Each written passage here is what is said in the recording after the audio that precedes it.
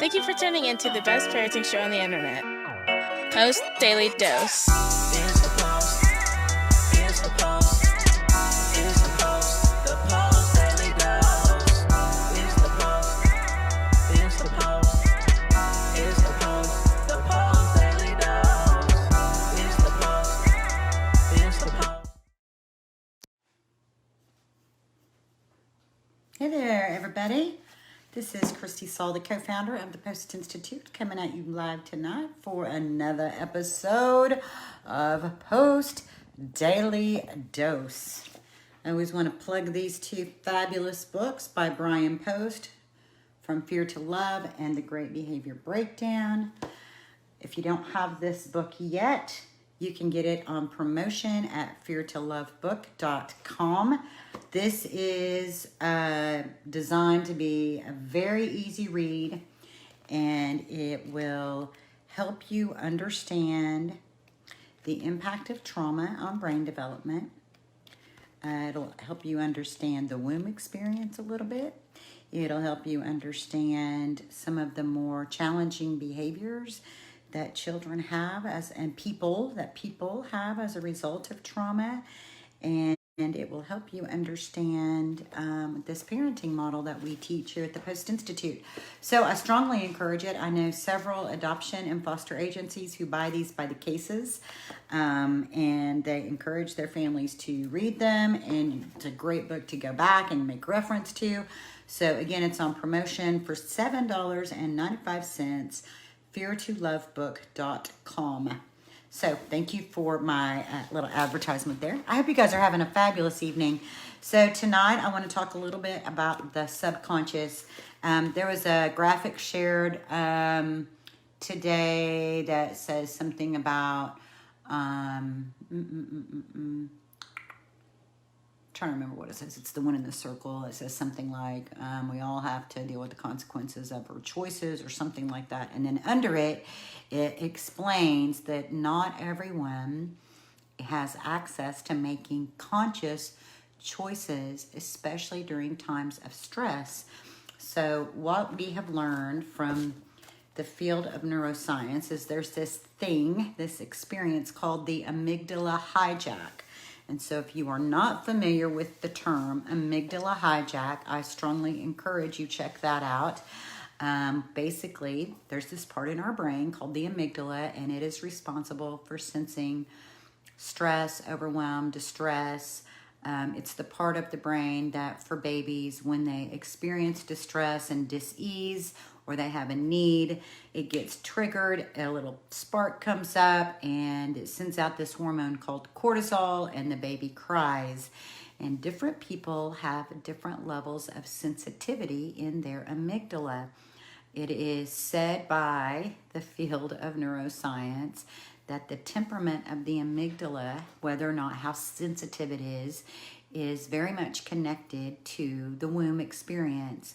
That in the last trimester of pregnancy, specifically when the placenta is thinned and the baby's being prepared for birth, that because of the thin placenta, the hormones that the mother is experiencing flow from the mother to the baby. So if we're talking about a high stress situation, that high level of stress activates more cortisol in the mother's brain, and that cortisol flows to the baby. And the result of that is a more sensitive amygdala.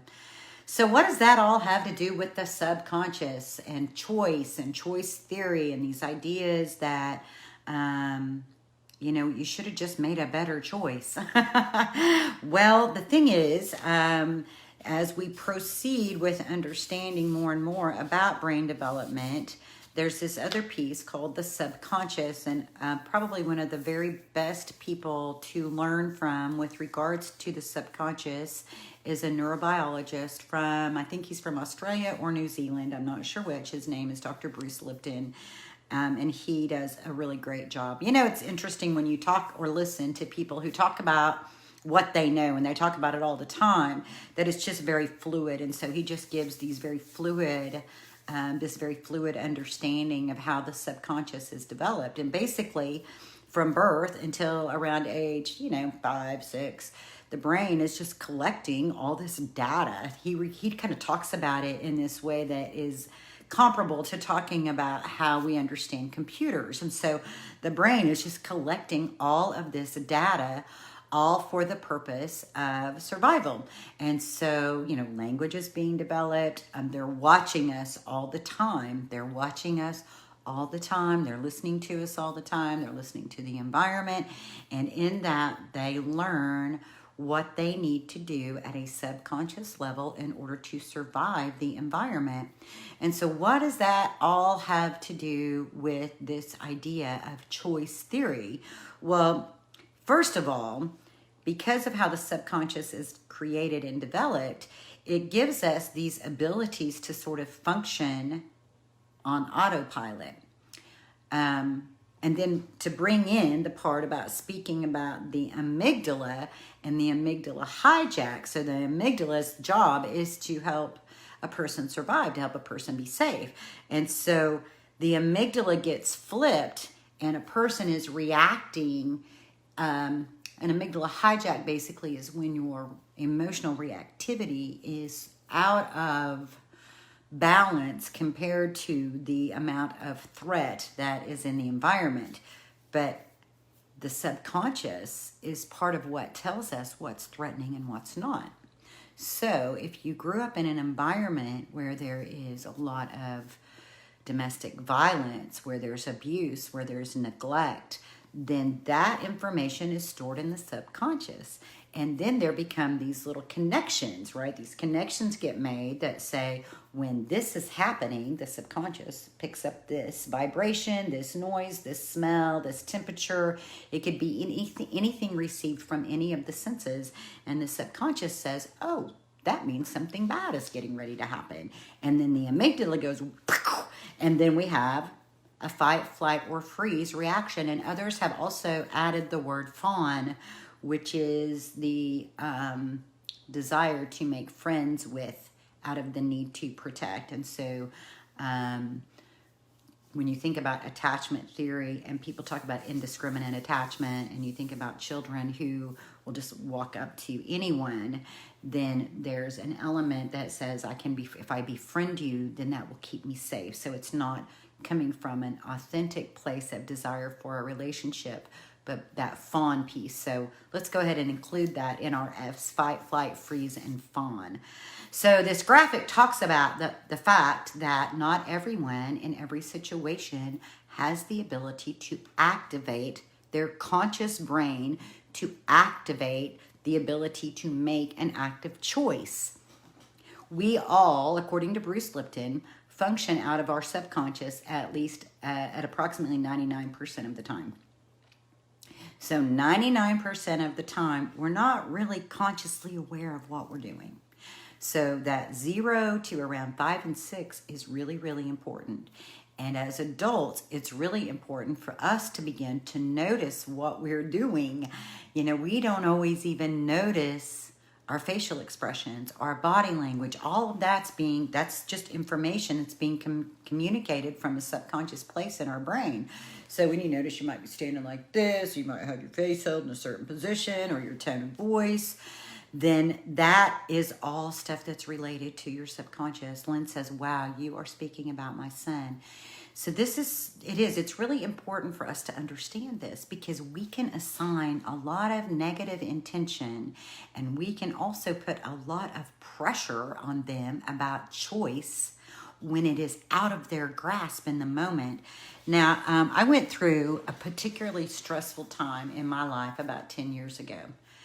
And during that very stressful time, I noticed several things. Like, I noticed that I could be sitting in front of my computer to work and literally not feel present. I remember driving my child, which now I look back and I'm like, that was actually kind of dangerous, but thank God my subconscious is well trained for driving now after doing it for so many years. But I looked up, I was supposed to be taking her to school, and I was taking us to our old house. I don't even know why. But it was because my brain was so overwhelmed with stress hormones that I could not think clearly. Brian always reminds us that when we're in that heightened state of stress, that our short-term memory is absent and our thinking becomes distorted and confused. And the reality is, this is just, this was in the grand scheme of things, I don't ever like to do that, like comparing traumas, but in the grand scheme of things, my experience was really like a blip. It wasn't that big a deal compared to some of the things that other people are surviving. So when we understand what might be going on for them at the brain level and how the hijacked amygdala, the subconscious, and all the triggers that could be around us in terms of any of the five senses can be taking in something that would be triggering. And Brian even reminds us that internal experiences such as digestion can also be a trigger. Even having the experience of having a need can be a trigger, because sometimes people have a need and even asking for it to be met has been punished. And so simply having a need creates a level of stress and anxiety internally that can create the same fight, flight, freeze, and fawn behaviors that we've been talking about. So when we start talking about, you should have just made a better choice. Well, in that moment, depending on their emotional and the state of their mind-body system, that may not have actually been accessible to them. Their conscious ability to choose something different may not have even been available to them at a biological level.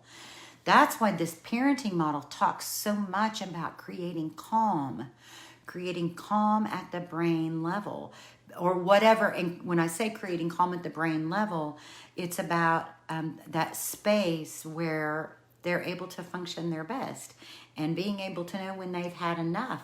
Being able to know when they're outside of their window of stress tolerance, because when they're outside of that window of tolerance, then that conscious mind, their ability to choose is lost. There was something in that I wanted to come back to, so what that made me think of also is, so we can go to therapy and we can go to classes like anger management classes and things like that. And we can learn all these skills. We can learn it in one place. But the difficulty in applying it outside of that setting, applying it in a real life moment, the reason it's difficult is because of all those things that I just explained, because our brains get so overwhelmed with those stress hormones that our thinking becomes distorted and confused, and it becomes very difficult for us to have active choice. So we think about that with our kids. Now let's think about that for ourselves. Like, you can listen to this parenting paradigm and you can read the book Repetition Helps. Like the repetition of practicing deep breathing. The more you practice it, the more available that's going to be to you when you're stressed out. The more you practice quieting your mind, quieting your thoughts, quieting your emotions, the more you practice that, the easier it becomes to access. But until you've had practice at it, just learning it, just reading one book or even 5 books, just, taking in a whole bunch of information isn't going to equip you with the ability to learn with the ability to choose to use it in that situation, because we all have an amygdala, we all have a subconscious, all of us can have our lids be flipped, and in that moment we can all go into a fight, flight, freeze, or fawn mode, all for the purpose of survival. All these things that we talk about in our neurobiology are all things that are, it's like the perfect creation for the purpose of survival. When I think about that one little experience that lasted for a relatively short period of time and what that felt like to me, one of the things that came from it that I felt like was so incredible was to have the ability, it was like getting a tiny little taste of what our children experience so often, that feeling of just being plugged in all of the time, that feeling of vigilance. And so you think about that and you think about, okay, so when my kid's sitting there watching TV or playing their game and I come in and I say, even in my loving tone, it's time to take out the trash or it's time to come eat, and you catch all of that attitude and all of that dysregulation, what's happening is they're like they may even be in a disassociated state. So the freeze state is this kind of place in the brain where they're really frozen, they're really locked, and they can't move out of it. And for some, that's actually disassociation. So they may look like they're playing a game, they may look like they're looking at their phone, and they may be, but they may not be consciously really plugged into that. I mean, they may not be, but something to think about, something to consider is that they may be sitting there in sort of a disassociated state, that their brains have gotten conditioned to just really disconnect out of survival, it's like a survival mechanism that in different states that they're just really not present in their body. I see that. The other thing I see with that is like forgetfulness, like being around kids, especially teenagers, and that adolescence, adolescent and teen age, where they're being invited into these higher levels of responsibility. So, like in the public school system in 6th grade, when you're now moving from class to class, you're responsible for keeping up with your books, you're responsible for what's in your backpack, you're responsible for what's in your locker, you're responsible for getting your homework home. Do you see now why that's difficult for those kids? Because sometimes they're walking around and they're interacting, but they're interacting from all this subconscious place. They're not really consciously aware of what they're doing. They set something down and they have no idea they even set it down. So therefore, they don't even know where it is. So I can't find my shoes. I can't find my car keys. I cannot find. Oftentimes, if you find yourself losing things a lot, it may be that you're not really present. You're not really present in your body when you're going through your daily activities. So that makes it very difficult to remember where you set something, where you left something, what you did, 2 hours ago.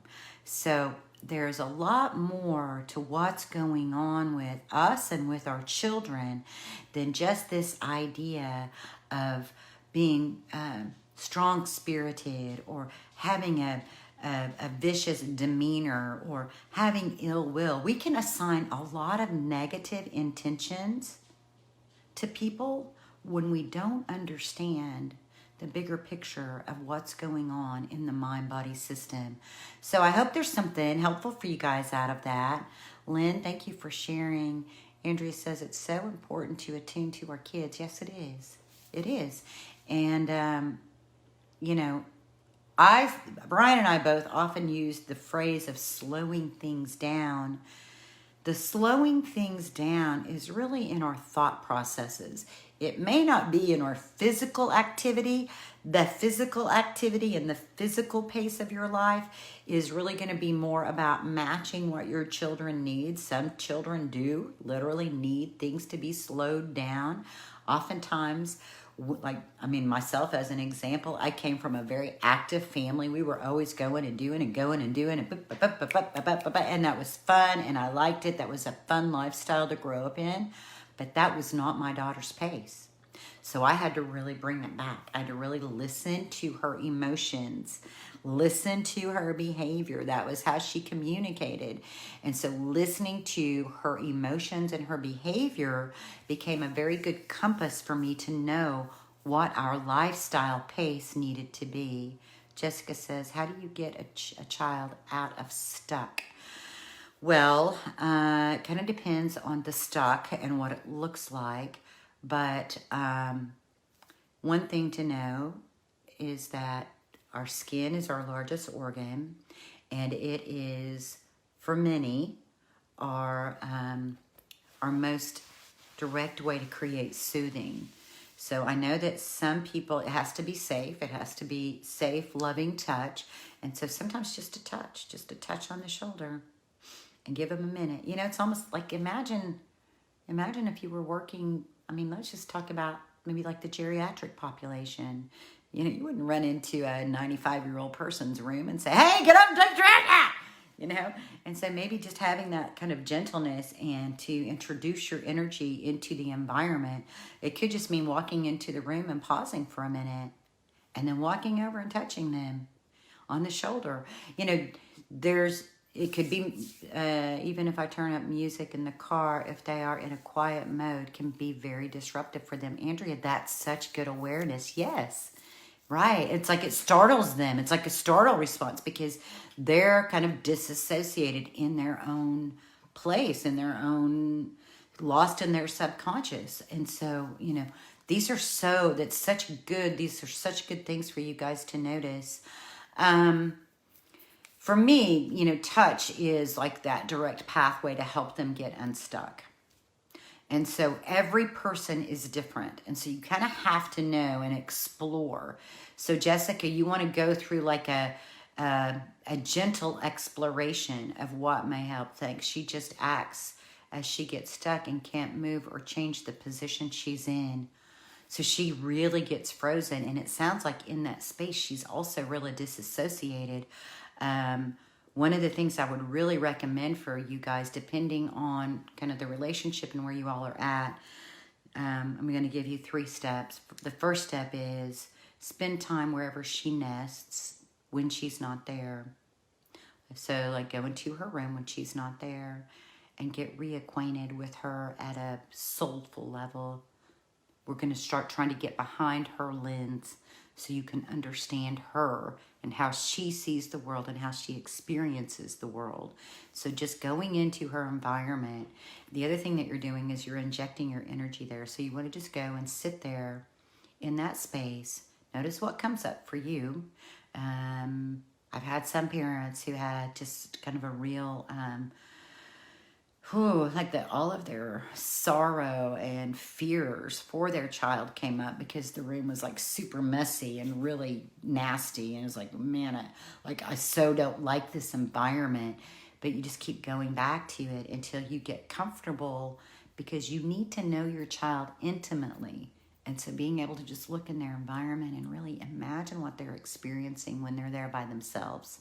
So that's a place to start. The other thing is to make sure you take some time for that time in. 10-20-10 is a recommendation that we've made from forever. This is a recommendation that Brian created. It's almost like an affection prescription. So 10 minutes in the morning, 20 minutes after any significant separation or when you feel it's needed, and 10 minutes at night. And this is time when you're just focused on them. It's not teaching time. It's just time when your energy is connecting with them from that deep, loving place, almost as if they were infants again, and you just were just marveling at the wonderful creation that's before you. So as much touch as you can incorporate during that time in, as long as it feels safe to them. Because then what we're doing is we're helping to build the oxytocin response. All that nurturing that we do with infants, the bottle feeding, the eye contact, the cooing, that helps build a part of the brain called the oxytocin release mechanism. And so because she gets so frozen, it tells me that when she has an amygdala hijack, and it may not take much, just a little something, and she's really frozen. And so by increasing the oxytocin release, I think you're going to experience a bit more of thaw from her. And that is when you do that consistently over about 6 weeks, you should begin to see some shifts. And I've had parents who have seen complete elimination of behaviors like stealing at school, by never even really addressing the stealing, but by increasing their time in, by increasing their sense of safety and security, and by getting that oxytocin flowing more adequately, you'll see definite shifts. Lynn says, we see lots of hypervigilance. Yes, and it's all from that. It's interesting how frequently hyperactivity and hypervigilance get confused because the behaviors can look very similar. So it sounds like sometimes I just want to encourage you guys that if you feel that hypersensitivity, and if you feel that real frozenness, that it is okay to go back to earlier ways of parenting. If your child needs to be held in your lap, I don't care how old they are, there is no age limit for the need for that level of comfort and the ability for that level of comfort to create super healing. If they feel infant-like to you, it's okay to bottle feed them, even if they're 13. If that's what you sense that your child is needing, it is okay. Is touch the only way to increase oxytocin? Jessica asked. No, ma'am, it is not. There are lots of ways. In fact, what we're doing right now is a way to increase oxytocin. If we were even on Zoom and we were having good eye contact with each other and it was a good regulated conversation, we were getting our social emotional needs met, then that would also help increase oxytocin. Music can help increase oxytocin. Fresh air, a nice walk, dancing, physical activity can be a good release. You know, it's kind of different for different people. Loving touch and embrace, eye contact, all of those things that we think of as nurturing. As a single parent, I will also say that I have to really focus on my oxytocin levels so that I have enough. So for me, meditation is extremely helpful. My weighted blanket is extremely helpful. That compressed feeling, I love that compressed feeling. So every avenue that we talk about as an avenue for a trigger can also be an avenue of soothing. It just depends on the person. So even the olfactories, so there could be some, why can't I think, the oils, the essential oils. There could be essential oils that can help increase your oxytocin level. Sunshine, for me, sunshine, nature, all of those things are very helpful to me. Movement is very helpful to me. We had to go back to infancy with a couple of ours and we had great results. Oh, Jessica, thank you for sharing that. And you're welcome. You're welcome. So let's close it out for tonight. As Brian reminds us, at any given moment, we have two choices. Hey, Julie. Sorry, I just saw someone I want to say I do random. In any given moment, we have two choices. Hang on. Lynn says she's very guarded. Touch is sometimes very difficult. I always ask first. Sometimes I tell him I just need a hug. That is so good. It can be even sitting next to each other. So, you know, I'm like, if they want to get on your lap, let's get them. I mean, I'm like, let's get into it. But I know that's not where everyone is. So it might be, you know, that we have to start by building a bridge. It might be that you're sitting together in the same room. Because remember, your energy has the ability to shift the energy. Your calm amygdala has the ability to create calm. Just sitting in their room while they're gaming and you're watching them game. And you're just watching them and you're just looking at them with love. And they might look at you and be like, oh, Mom. You know, all of that helps to build the oxytocin level. Your loving presence alone has tremendous healing power. Again, it might start that you're just sitting on the couch together. And then, you know, it might be that you look up and, you know, you might try that thing where you just lay over in their lap and see what they do. It might be that you look up and you've got your feet touching each other on the coffee table. So it may start off little. But it's really all about getting into that rhythmic experience where you're in the same rhythm together, that attunement. Kim says, spot on, experienced this just today and spent 15 minutes with my 17-year-old and I helped him get unstuck. Oh, that's beautiful.